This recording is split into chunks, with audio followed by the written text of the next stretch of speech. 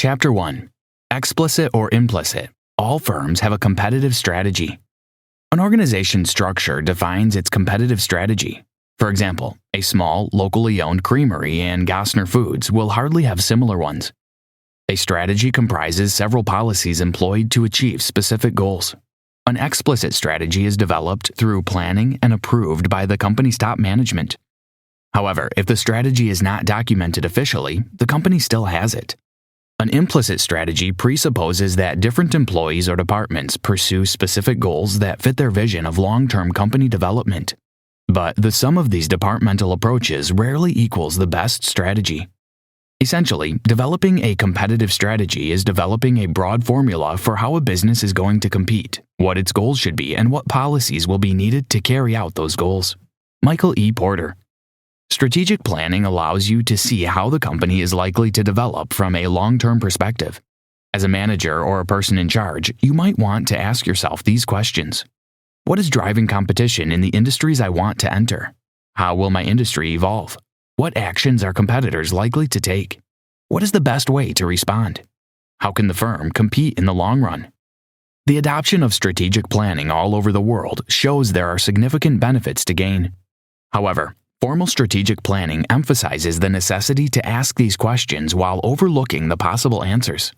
The techniques that have been used for answering the questions, most times by consulting firms, look into each company's separate case rather than put it in a larger industry perspective. Chapter 2. The Threat of Entry. New Competitors. An industry refers to a group of firms producing goods or providing services that are close substitutes for each other.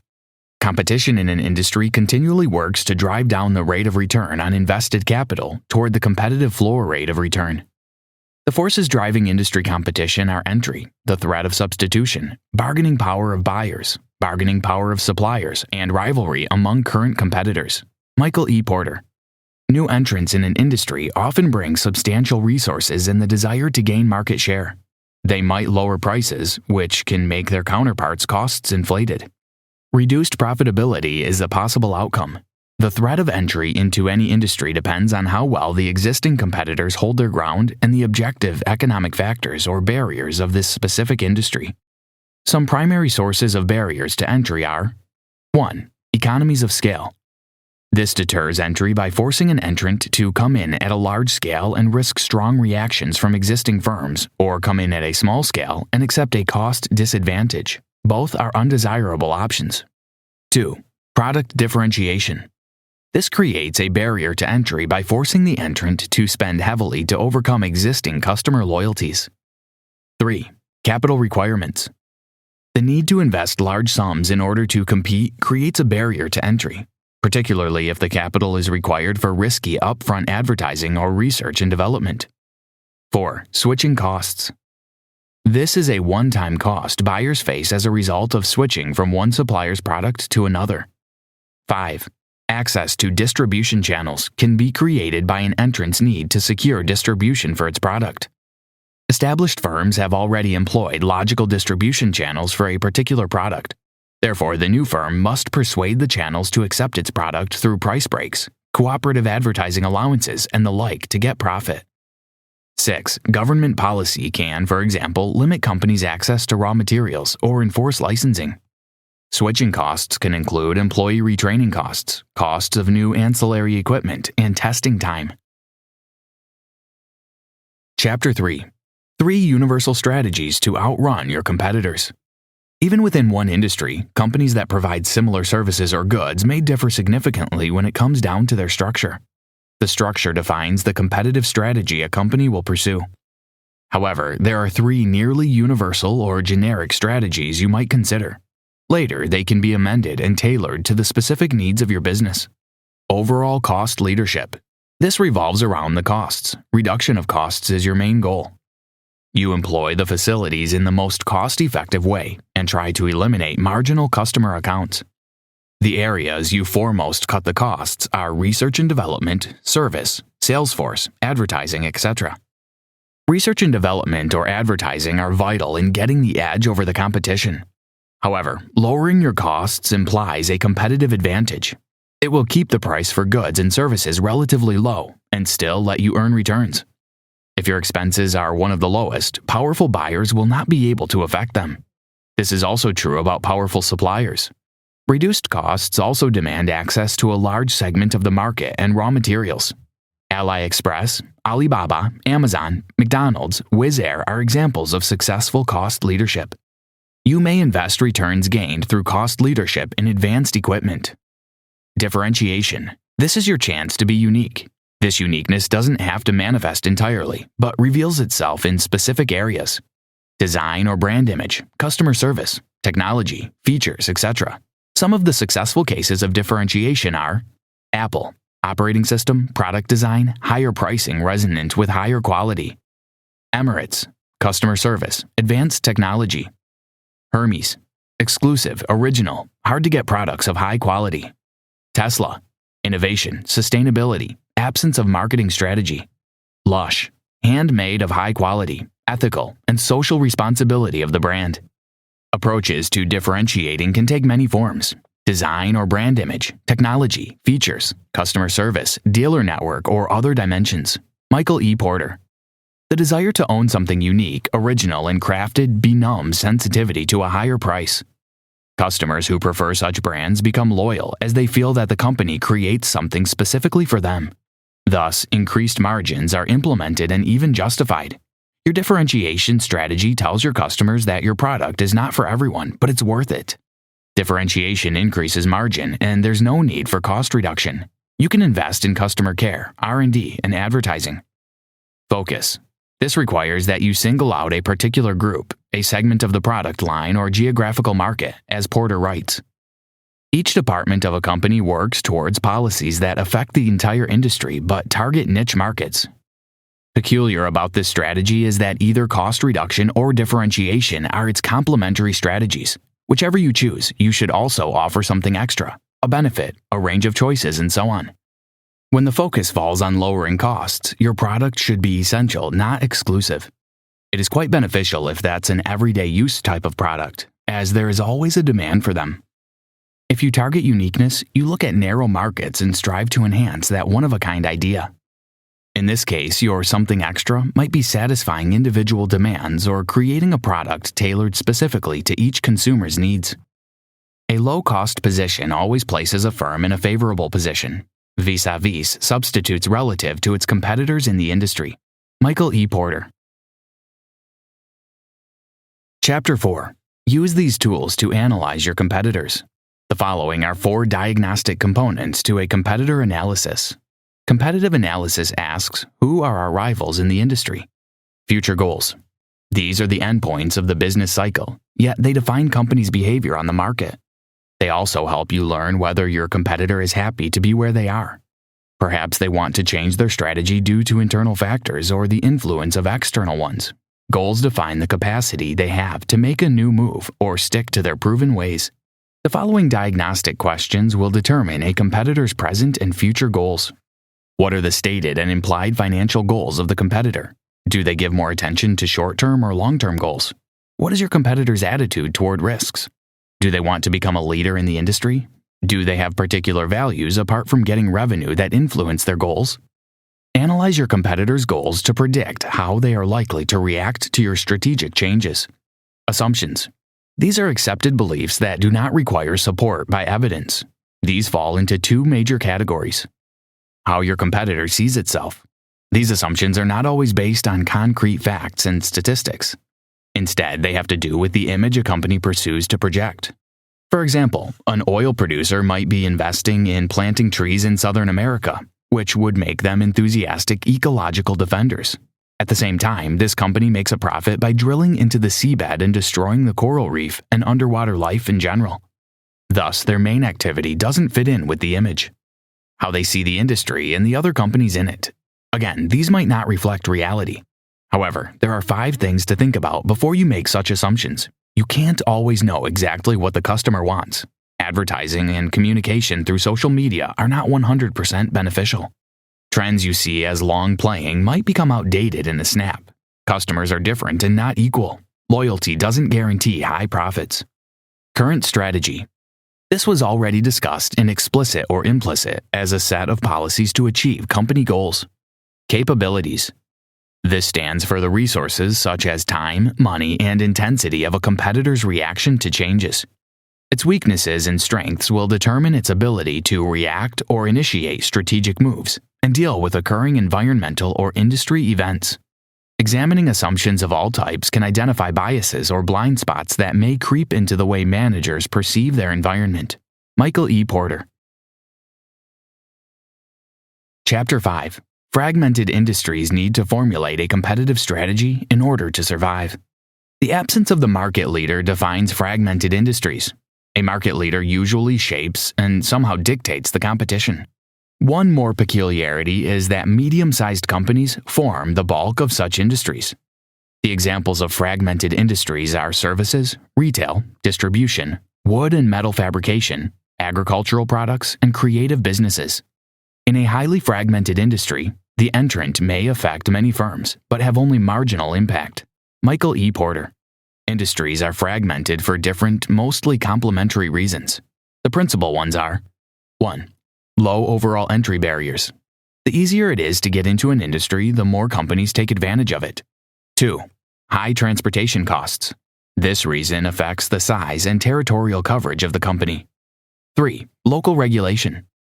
Introducing very specific standards for the companies or forcing them to comply with the local political realia. 4. Focus activity. The demand for excellent customer service is better satisfied with a small number of employees who can establish strong connections with their clients. Local regulation can cause fragmentation in an industry. Here is what you should do to neutralize fragmentation. 1. Neutralize aspects most responsible for fragmentation. Sometimes it is one or several areas that cause industry fragmentation. The solution is to separate those aspects from the rest of the business. 2. Recognize industry trends early. Sometimes industries consolidate naturally as they mature, mainly if the primary source of fragmentation was the newness of the industry, or exogenous industry trends can lead to consolidation by altering the causes of fragmentation. 3. Standardize diverse market needs. Product or marketing innovations can do that. Instead of adapting to different market segments' needs, choose to bring them closer to one standard. In other words, custom variety. 4. Create economies of scale or experience curves. If technological changes lead to economies of scale, consolidation can occur. Economies of scale created in one segment of the business can outweigh diseconomies in another. Chapter 6. Emerging industries tend to focus on uncertainties and risks for survival. Emerging industries are reformed or newly formed industries that appear due to technological innovation, customer demand for a new product or service, or other external changes on the market. The following structural factors characterize many industries in this stage of their development. Technological uncertainty. No right strategy identified. High initial costs and slow process of cost reduction. Cost reduction can be a slow burner for emergent industries due to a relatively short presence on the market and small production volume. There are several problems that constrict industry development. Among them are, according to Michael E. Porter, inability to obtain raw materials and components, period of rapid escalation of raw material prices, absence of infrastructure, customers' confusion. The formulation of strategy in an emerging industry must cope with the uncertainty and risk of this period of an industry's development. Michael E. Porter. However risky the emerging industry business may seem, there are ways to alleviate the situation and even get ahead in the competition. You may be the first one to enter the playing field. It is risky, but on the other hand, entry barriers might be extremely low, and you will be the first one to establish your brand name on the market. Another way is to influence the industry by having it follow your rules. You can do this if your marketing or pricing strategy is hard to beat. Sometimes emerging businesses have to compete against the strategy they are not fond of. However, as soon as you hold solid ground, you can enhance and develop your strategy. Shifting mobility barriers and changing suppliers and channels' role are also good ways to start strengthening your market position. Did you know? Emerging businesses that bring cutting-edge products to the market can rely on governmental and non-governmental subsidies in the form of grants, tax incentives, and so on. Chapter 7. Effective strategies for industries with declining competitive demand. An industry is considered to be in the state of declining if it has failed to reach its target sales for a sustained period of time. Therefore, a failing to reach a short-term goal is just a part of a regular business cycle. With time, a demand for certain products or services becomes weaker and might even disappear for the following reasons. 1. Technological substitution. Imagine that you have been a typewriter manufacturer for many years, but then personal computers started flooding the market. Your product might be right for antique collectors, but how many of them are required to sustain your business? 2. Demographics. The population worldwide is aging, and this trend will continue to persist well into the future. The purchasing power of the retirees tends to be lower, and therefore geography matters too. For example, when thinking of selling gadgets, target areas populated with the millennials and younger generations. 3. Shifts in needs. This may occur due to different factors. For instance, wars, revolutions, and other kinds of armed conflicts increase the demand for weapons, whereas pandemics require the means of personal protection. Customer groups that purchase a product can influence its survival or decline. The situations of decline are not always condemnation. Companies often resort to disinvestment and harvest as strategies to reduce costs and expenditures. However, Porter offers several strategic alternatives that are not universal and won't suit every industry. They are: leadership. The industry is declining, but there is still a demand for what it has to offer. Your company might be that last one or among a few still working in this industry. You can get rid of your competitors by purchasing their market share or invest extensively in strategies that allow you to increase your market share. Niche. Your business finds a segment or a demand pocket, as Porter calls it, and throws all its efforts into retaining it. Leadership tactics will be helpful too. Harvest. The firm tries to optimize cash flow from the business and retain the revenue. It could be achieved by nearly eliminating new investment, lowering the maintenance of facilities, and investing money into the areas that are most likely to bring profit. Investing in a slow or negatively growing market is generally risky because capital may be frozen and resistant to retrieval through profits or liquidation. Michael E. Porter. Conclusion. Industry structure, which is embodied in the 5 competitive forces: entry, the threat of substitution, bargaining power of buyers, bargaining power of suppliers, and rivalry among current competitors, provides ways to think about how value should be created and divided among potential and existing industry participants. It shows that competition is much more than just rivalry with existing competitors. While there can be uncertainty about where to draw industry boundaries, one of the 5 forces always captures the essential issues in value division. There are arguments in favor of a 6th force, which could be either government or technology. Yet, its influence cannot be fully estimated if the mentioned 5 forces are out of the picture. Michael E. Porter offers 3 generic strategies that any company can consider to use in its development and rivalry for market share. They are universal but can be tailored to the particular needs of the business. Moreover, the author looks into the cases of emerging industries with the edge of novelty, but cannot afford large production volumes. They haven't had the time to persuade their potential customers that their product is exactly what they need. On the other pole, there are industries in decline, but not all of them are becoming completely extinct, and there are still market shares to fight for. And Porter tells his readers how to do that. Try this. Even if you're not thinking of starting a business, you might want to do it one day. Consider these questions to guide you in the right direction. 1. What are the current demographic trends in your country? Do these trends correspond to the global ones? How do they affect the purchasing power of your potential customers? 2. Will your product or service be in demand 10 years from now? How about 50? Is it essential or more exclusive? Has anyone else already been doing it? If no, think why not? If yes, think about how you can beat your competitors. 3. Develop a set of standards to evaluate the success of your product or service.